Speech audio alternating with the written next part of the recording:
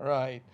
I think very pleased with the effort that our players on defense are playing with right now. I think our guys are playing really hard, really physical, and playing with kind of a swarm defense mentality, which is what we talk about day in and day out. And I thought their practice habits showed up on game day. I thought our guys did a really good job on the bye week and getting some of the extra reps that we needed to get prepared, and then carrying that into the week of preparation on game week, and then execute at a really high level. I thought, one of our keys to victory was to stop the run. That was certainly a pass oriented offense, but you want to make sure you make them one dimensional outside of the first probably the first run that they had in the whatever that was, the first series of the game. Outside of that one, I thought we did a really nice job of stopping the run. I think they only had like 36 yards in the second half rushing. We were able to affect the quarterback, which was, really our second key to victory. Thought we did a nice job changing pictures, windows, our players kind of moving in and out of showing pressure looks, getting out of pressure looks, and just keep changing the pictures on him. And I thought that affected him to where we were able to take the ball away from him and also speed up some of his progression and some of their route concepts and going through the route trees. So, and then situationally, really, we got off the field on third down at some really critical moments. We were 8 for 11 on third and medium and long.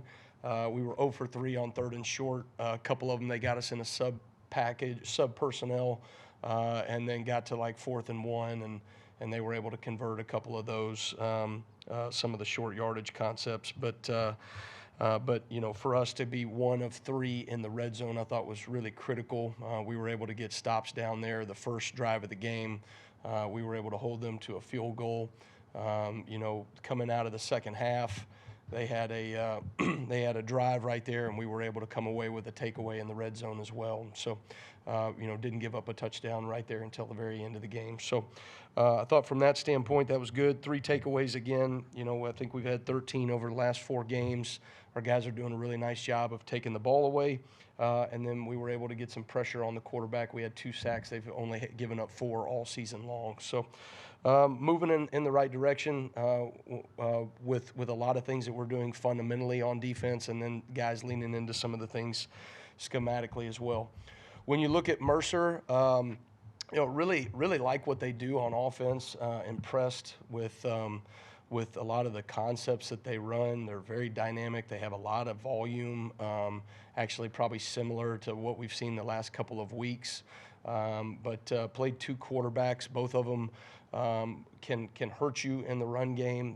They'll take off and they'll scramble. They've got a little bit of a 1+ style in some of the things that they're asking those guys to do. And then they're playing with a lot of confidence right now. I mean, that's what comes from being 9-1, and you can tell their guys are making plays downfield in the passing game. Their running backs run really hard. They got 2 really good complementary backs. One guy that is really fast, and when he gets an open field, he can break away, and another guy that's kind of a bruiser. And so they're going to have a lot of confidence coming in. We've got to do a great job in our preparation throughout the week, like our players have done, and not take anything for granted, and then ultimately show up on game day and play with the level of urgency that I think we're starting to play with on defense. Thanks, Coach. We'll start with Chase on far left. A couple times earlier this season, you mentioned that setting an edge on the perimeter was an area for improvement. How do you see specifically that now in terms of how they look against LSU? Yeah, I think I thought we did a really nice job of changing the perimeter pictures against LSU. Some of that was how we were fitting the run and how we were saying, this is our force defender to the field, this is our force defender to the boundary, but also who is responsible for the flat from a coverage perspective. We kept kind of mixing and changing those looks up, and I think our guys have done a really nice job in that regard. So that's something that we're going to have to be aware of this week. I think Mercer does a really nice job of attacking your perimeter, and you got to hold really good edges against them. Go to the front right here with Kennington. Deontay said that his interception was something that he saw in practice and was able to execute. Yeah. What type of effect does that have on a player's confidence in the scheme and the coaches when you show them something in practice, it shows up in the game, and they make a play? Yeah, I think that those things are huge, and it's also fun that you can point to everybody else on how critical every rep in practice is, because it can be the difference in production in a game.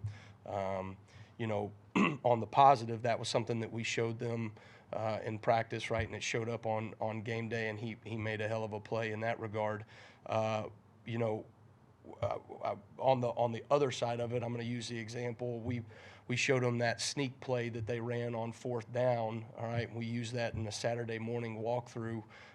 Got prepared for it, kind of talked about it, worked it, but we didn't execute it in the moment. And so every single rep matters, whether it's a walkthrough rep on a blacktop outside of a hotel on Saturday, or a Tuesday or Wednesday practice red zone rep that we end up getting a takeaway off of it. Every single rep matters, and it can be the difference in the game. And we saw that on Saturday. Stay on the right side, Nick. Yeah, you talked about situational success. What would you say went into those twice when they were within 5 yards of the goal line and you guys made stops? Like, what would you say was the key there?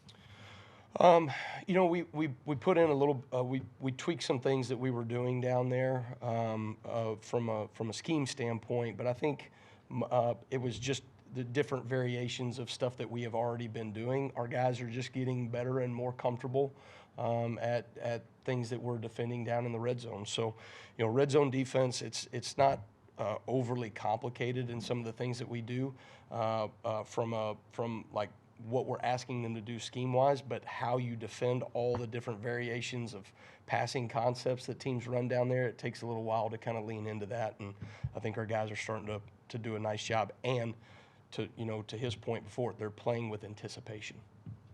Go to Charlie. Yeah, hey coach. Just with Q Robinson's injury, just maybe what does that do to the Wolf linebacker depth, and who do you maybe look to step up in his absence? Yeah, Q, unfortunately, he's done a tremendous job this season, and unfortunately will not be with us for the rest of the year.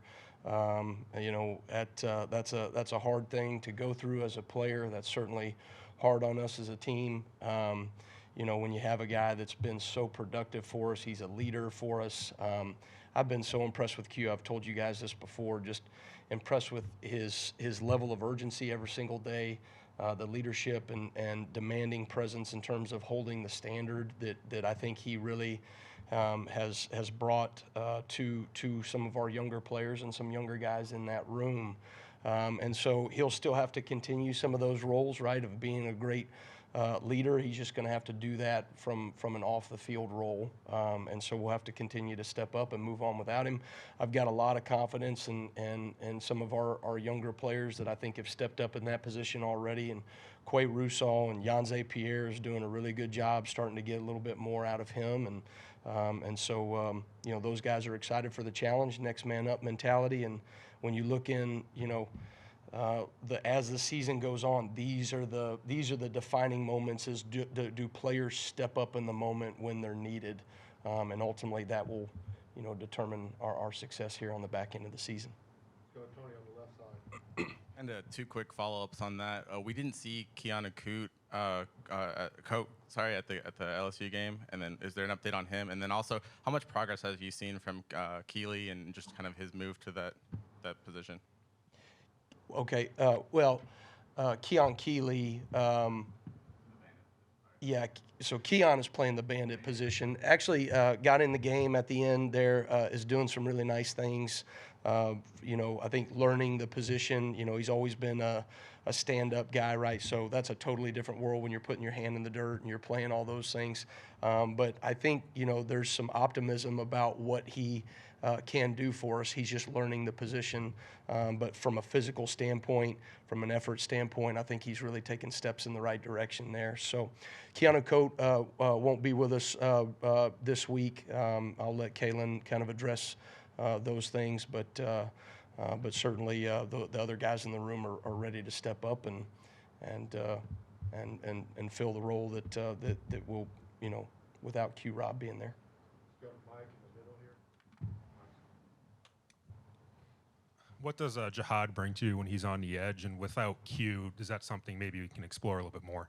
Yeah, we we're doing those things with Jihad already, as a pass rusher and some sub package things, and I think he's really he's such a difference maker wherever you put him on the field, and so you want to find creative ways to get him in one-on-one matchups from a pass rush standpoint. There's things that we can do from a standpoint of if we show him as a defensive end and then drop him out in coverage, right? There's different things that we can do scheme wise from that perspective, but certainly in terms of giving us pass rush, I think that is a piece of his game, and that's what to me makes him such a well-rounded player. You can play him as an inside backer, you can play him as an outside backer, as a rush edge. That dude's playing 4 different positions for us right now and is able to hold a lot of volume in terms of what we ask him to do. And so Jihad's playing at a really high level. We're going to utilize him any way we can. Go to Kirk right next to Mike. Pardon me, Coach. You've intimated some of this, but I was curious as to the progress of the team going from day one forward. Was this a big step in a kind of a permanent step this week, or would you say it was still just part of the trend line? Yeah, I would love to say it's a permanent step. I just don't have a crystal ball, in front of me there. I think our guys are taking steps in the right direction. I think we're trending in the right direction as a defense. I do think there are players understanding of what we're trying to do from a scheme standpoint. I think our players fundamentally are getting better and better. Our coaches are doing a really tremendous job of just continuing to build the fundamentals within our players. And they're starting to play with a lot of offensive recognition and anticipation, And so to me, to me, the makings of a good defense are to, create enough negative plays and game-changing style plays and also limit explosives at the same time. And I think we're doing that at a higher level, than where we were maybe at the beginning of the season. So, Jumping to the left side, let's go to Colin. Hey, Kane. With those players, you mentioned Quay, you mentioned Yanzi as guys that would replace Q Robinson. I'm curious what kind of example that Q Robinson has been to those younger players, whether it's even if it's the next guys up like Justin, or what kind of example has Q Robinson been in terms of on-field, like this is what we expect out of a linebacker in that position? yeah, I think kind of going on what I said before. I think Q holds the standard of urgency, practice habits, discipline that it takes to do that role and to play that position, because there's a lot of things that we ask that guy to do in terms of being a part of the run fit, dropping out in coverage, folding back inside, blitzing off the edge, all those different skill sets, right, that it requires. And there's also a lot mentally that those guys have to be locked into. And so I think Q's really set the standard of the urgency that you have to be disciplined to do your job in that role. But then there's also just a level of energy that he brings, and effort that he brings to practice, and it shows up on game day in terms of some of the physicality and effort that he's showing. So, those other guys, it's a great room. C-Rob does a really, really good job with those guys, and they're bought into to that position, like what we do out of it, and they like their role. But, ultimately, when you have a guy that has been a really steady presence and a playmaker on defense, those other guys are going to have to step up in the moment. We're going to finish up with Katie here in the middle. You talked in your opening about keys to victory, and you do a lot of the weeks. Are those actual tangible things you come up with for the guys each week, and then are able to point to after the game of, okay, we did this and it helped us win, or Yeah. we didn't do this and it contributed to a loss? Yeah, so we started doing that years ago. I mean, there's things that we carry within the Swarm D that are kind of our identity, who we are as a defense. And then on top of that, we talk about what are the 3 things that we have to do to win this game specifically. So we talk about it as a defensive staff on Mondays, and then we present it to the players on Tuesday morning, and then we review that on Sunday of whether we hit those markers or not. Some of those things, are tangible. Things that we ask our guys to do in terms of maybe stopping the run with a certain number, or third down efficiency, or whatever it may be. but other things like affecting the quarterback. You can point to certain tangible things, but also did we put him in a position to where the quarterback played at a more uncomfortable level than what he normally plays? And I thought we were able to do that this past week, and so that was going to be a critical piece of the game, and so we kind of made sure we laid that out for the players. All right, thank you, Coach. All right, thanks, guys. Roll Tide.